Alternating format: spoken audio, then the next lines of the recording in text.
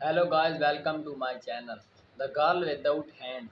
A certain Miller's had little by little into poverty and had nothing left but his mill and a large apple tree behind it. Once, when he had gone into the forest to fetch wood, an old man stepped up to him whom he had never seen before. He said, why dost thou plug thyself with cutting wood? I will make thee rich.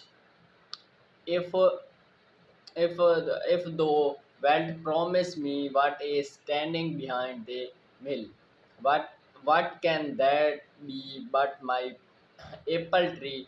Thought the miller and said yes and gave a written promise to the stranger. He, however, laughed mockingly and said, "When 3 years have passed, I will come and carry away what belongs to me." And then he went.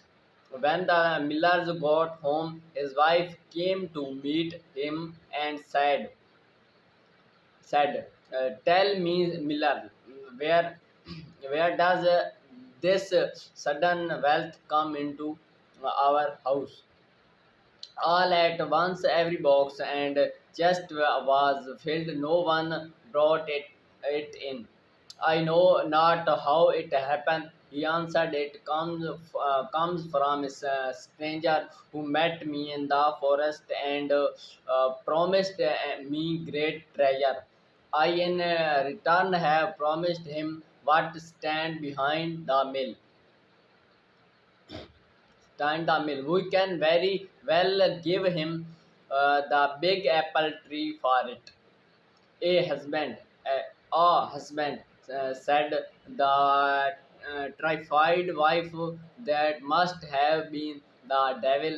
He did not mean the apple tree, but our daughter, who was standing behind the mill, sweeping the yard." The miller's daughter was a beautiful, pious girl and lived through the 3 years in the fear of God, and without sin.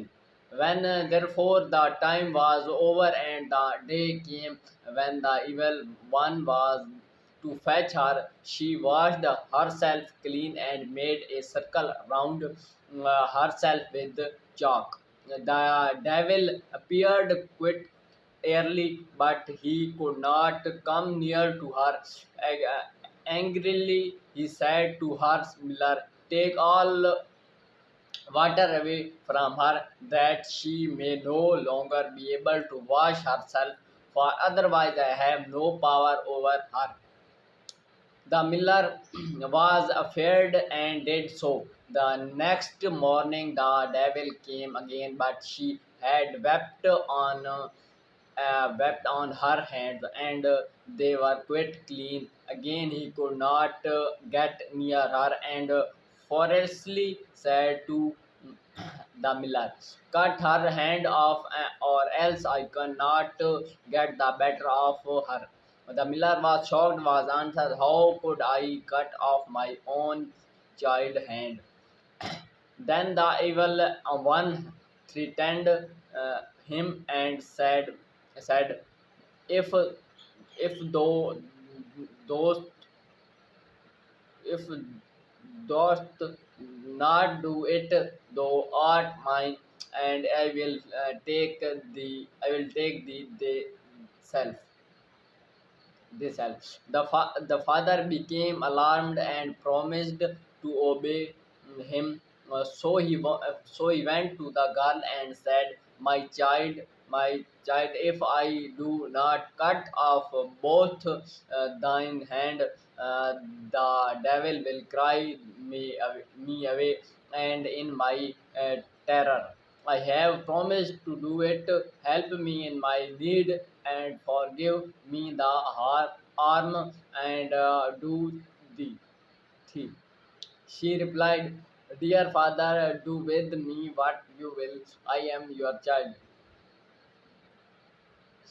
Thereupon she laid down both her hands and let them be cut off. The devil came for the third time, but she had wept so long and so much on the stumps, and that after all they were quite clean. They then he had to give in and had lost all right over her. The miller said to her, I have by means of the received such great wealth that I will keep the most delicately as long as thou livest. But she replied, here I cannot stay. I will go forth. Compassionate people will give me such much as I required. Thereupon she caused her named arms to be bound to her back, and by sunrise she set out on her way and walked the whole day until night fell. Then she came to a royal garden, and by the simmering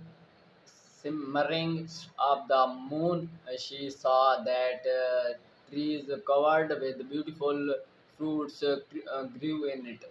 But she could not enter, for there was much water round about it, and as she had walked the whole day and not eaten one mouthful, and hunger tormented her, she thought, if I were but inside, that I might eat of the fruit, else must I die of hunger. Then she knelt down, called called on God the Lord, and prayed.